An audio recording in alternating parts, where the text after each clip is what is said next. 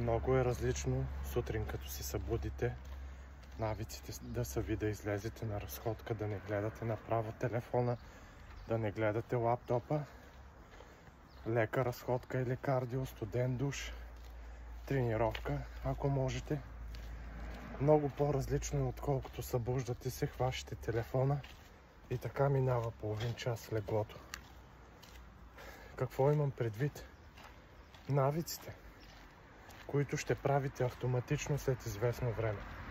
В началото е трудно да ги изградите, да промените себе си, защото сте свикнали на друго, а ние хората обичаме това, което сме свикнали и го правим автоматично.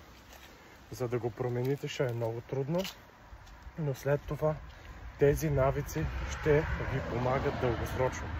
Ще ви връщат, въпреки че вие тук-там ще се отпускате по пътя, но автоматично тялото ви ще прави това, което сте изградили.